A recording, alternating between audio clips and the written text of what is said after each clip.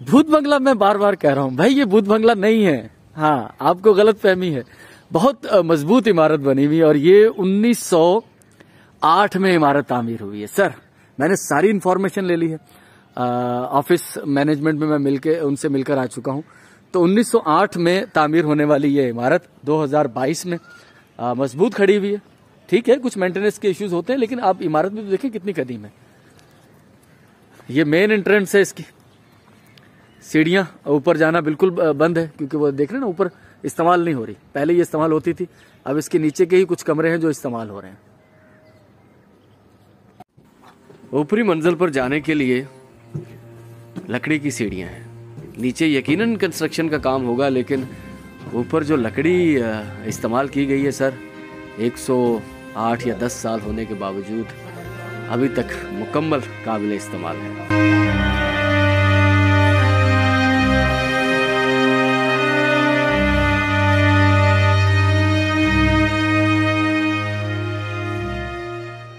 पुराना सारा तर्ज तामीर, दरवाजे खिड़कियां सब पुराने, और बाहर बड़ी ग्रीनरी है सर। ये देखिए यहां से लुक सर, बहुत खूबसूरत तर्ज तामीर है और बहुत मजबूत तर्ज तामीर है। खूबसूरती के साथ साथ मजबूती का भी ख्याल रखा गया है। कितनी बारिशें, बल्कि मिरपुखास में तो जलजला भी आ चुका है, और 1908 से लेकर अब तक ना जाने दर्जनों सैकड़ों बार बारिशें भी आ चुकी हैं। वो सब सही है इसने, लेकिन अभी भी कायम दायम है। इंजीनियरिंग के शाहकार हैं सर। और मैं एक पैगाम जरूर देना चाहूंगा यहां पर, ये विरसा है सर तारीख का। अगर हमने इसे मिटा दिया तो तारीख हमें कभी माफ नहीं करेगी। आपको इसे महफूज रखना है, इसकी थोड़ी मेंटेनेंस भी करवाई जाए और इसको महफूज रखा जाए, क्योंकि जो कौमें होती हैं उसकी जमीन पर जो भी तारीखी आसार हों, इमारतें हों, चाहे मज़ारात हों, चाहे मंदिर हों, कुछ भी यार, उन्हें महफूज रखें। एक तो टूरिस्ट पॉइंट ऑफ व्यू के लिहाज से कि टूरिस्ट आएंगे वहां पर, ठीक है ना, और हमारे आने वाली नस्लों को भी पता चलेगा कि यहां पर क्या क्या शाहकार थे। और ये काम भी देखें, ये आतिशदान है, मेरा ख्याल है ये आतिशदान है, आई थिंक ऐसे ही है। अब यहां पर आतिशदान का तस्वर घरों में बिल्कुल भी नहीं है, खासतौर पर ठंडे ममालिक में। तो ये देखें, ये एक हाल है, तो इस हाल के अंदर आतिशदान है सर। यकीनन इसके ऊपर इसका धुआं बाहर निकलने के लिए एक चिमनी भी होगी इसके ऊपर, जो कि हुआ करती थी। तो ये उन्होंने भी सर्दियों के अंदर इस कमरे को गर्म रखने के लिए पूरा प्रॉपर इंतजाम किया हुआ है आतिशदान का। सर अब घरों में तस्वुर भी नहीं है, खासतौर पर हमारे सिंध में। हाँ, कोयटा में या शुमाली इलाका जात में वहां आतिशदान जरूर होंगे। लकड़ी का काम, मैं हैरान इस बात पे हो रहा हूं कि नीचे आतिशदान है और बाहर लकड़ी का काम है। तो कितनी मजबूत लकड़ी, और नीचे खैर ईंटों का काम होगा ताकि वो इस पर जल ना पाए लकड़ी है। क्या कमाल चीज है सर, एंटिक। अच्छा, ये फर्स्ट फ्लोर पर थे हम लोग, हाँ, ग्राउंड से फर्स्ट पर आए थे, तो अब हम जा रहे हैं सेकंड फ्लोर पर। लकड़ी की सीढ़ियां, ये भी तो एक कमाल चीज है ना सर। 1908 से अब तक लकड़ी की सीढ़ियां सरवाइव कर रही हैं। तो ये आई थिंक वो चीड़ की दियार की लकड़ी, कौन सी लकड़ी होती है ये? दियार, शीशम। हाँ, शीशम, बड़ी मजबूत लकड़ी है, मुझे नहीं मालूम। तो ये बाहर के लोग हैं, यहाँ सारे ऑफिसेज हैं, ये सब ऑफिसेज हैं और गवर्नमेंट रिलेटेड सब ऑफिसेज हैं, ठीक है ना। तो ये है बाहर का मंजर, मैं ज्यादा नहीं दिखाऊंगा, साथ में घर भी हैं। तो हम लोग सिर्फ इसकी ये चीज ले लेते हैं। और ये आई थिंक चिमनी होगी, ये क्या चीज? चिमनी थी ना ये। नीचे रोशनदान है, तो वो अपना फिर वो आतिशदान है, तो आतिशदान के ऊपर ये वाली सर। अच्छा, चिमनी वो भी चिमनी है, ये भी चिमनी है। तो ये वो सारी चिमनियां हैं जो कि एक सामने भी नजर आ रही होगी आपको। तो यहां से वो आतिशदान का जो धुआं है वो यहां से निकलता होगा।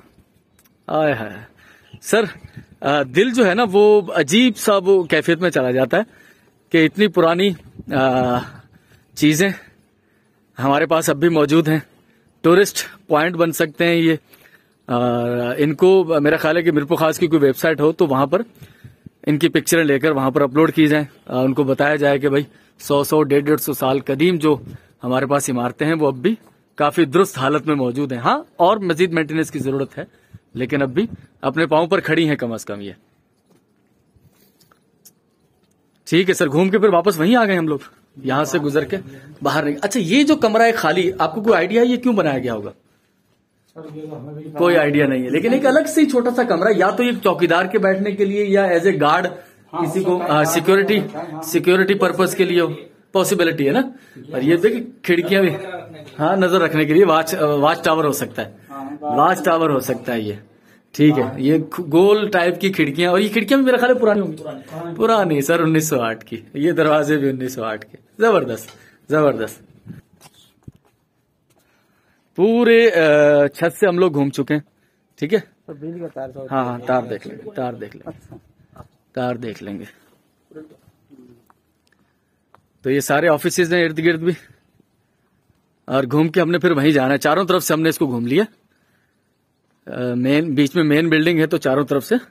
अच्छा, एक और चीज होती है, मैं आपको बताऊं हमारे व्यूअर्स, कि ये छतें, इनकी दीवारें, जो कमरों की छतें हैं, वो बहुत ऊंची रखी जाती थी, ताकि जो वेदर है वो कम से कम असरअंदाज हो सके। ये वही पुरानी गोल खिड़कियां सर, सर क्लासिक चीज है सर। बोट हाउस, इंजीनियर थे हमारे इरिगेशन के बोट साहब, तो उनकी रिहाइशगाह बोट हाउस से। सर जेम्स डेविड बोट, ये पूरा नाम है उन अंग्रेज इंजीनियर का जो कि इरिगेशन महकमे में थे। तो गुमान गालिब यही है कि शुरू में sir James David boat house या सर जेम्स डेविड बोट बंगला के नाम से इस घर को जाना जाता रहा होगा। लेकिन वक्त के साथ जिस तरह बहुत सारी चीज़ों में तब्दीलियां आती हैं, तो कुछ लिंग्विस्टिक प्रॉब्लम की वजह से भी कि मुकामी जितने लोग यहाँ रहने वाले होंगे उन्हें शायद कहीं मुश्किल लगती हो, या इतना लंबा तवील नाम याद रखना या लेना, तो उन्होंने अपनी आसानी के लिए इसे sir James David boat house या बोट बंगला के बजाय बोट बंगला कहना शुरू कर दिया। और बोट और भूत काफी सिमिलर है, तो वक्त के साथ साथ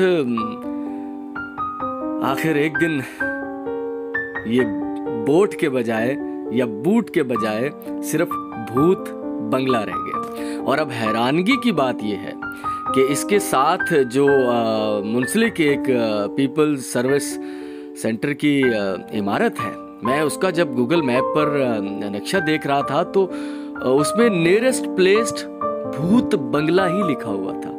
हालांकि वहां तो दुरुस्त लिखा जाना चाहिए था, जो कि एक्चुअल में असल में इस इमारत का नाम है। लेकिन सर, हम तो मक्खी पे मक्खी मारने के आदी हैं, कॉपी कल्चर तो हमारे यहाँ वैसे ही बहुत है, तो हमने सोचा बस लोग कह रहे हैं भूत तो हम भी भूत। जब ऑफिशियली तौर पर आपने इसे अब कागजात में, मैप में वहाँ भी भूत ही लिखना शुरू कर दिया है, तो फिर लोग क्यों ना कहें इसे भूत बंगला। लेकिन अब आप बहुत अच्छे तरीके से ये जान गए होंगे कि ये कोई भूत बंगला नहीं है। यहाँ कोई फिल्मी कहानी, हॉरर मूवीज की तरह की कोई स्टोरी नहीं है। ये sir James David boot house या सर जेम्स डेविड बोट बंगला के नाम से मौसूम एक इमारत थी, जो कि उस अंग्रेज इरिगेशन इंजीनियर के रहने की वजह से इसका नाम पड़ा। तो मोहतरम व्यूअर्स, अब आपको क्लियर हो गया होगा कि सर्कट हाउस नुमा ये इमारत सर जेम्स डेविड बोट साहब की रिहाइशगाह रही है। सर, ये बिल्कुल भूत नहीं है। यहाँ पर आप जानते हैं कि जब नहरी निज़ाम बनाया अंग्रेज ने, तो लाजमी तौर पर सर्वेयर भी और इंजीनियर भी वो अंग्रेज आए होंगे, तो उन्होंने इसे डेवलप किया सारा। जो पाकिस्तान का सबसे बड़ा नहरी निज़ाम है, नारा केनाल और ये जमड़ाऊ और जितने भी आबपाशी के निज़ाम है, ये उन लोगों ने तरतीब दिया था। तो बोट साहब जो थे, उनकी ये रेजिडेंसी थी, उनका ये घर था बोट साहब का। और कुछ बातें इस तरह की भी सुनने में आई हैं कि यार वो कुछ थोड़े स्ट्रिक्ट थे, तो जो उनके मुलाजमीन थे, उनके अंडर में काम करने वाले, तो उनकी गलतियों और कोताहियों पर उन्हें सजा भी देते थे। तो कुछ लोग खौफजदा भी रहते थे बोट साहब से।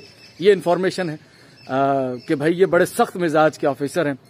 तो बोट साहब का नाम मुसलसल इस्तेमाल से आखिर भूत हो गया। तो ये कोई भूत नहीं है, यहाँ पर कभी भूत नहीं रहे, कोई भूत नहीं बना, ठीक है।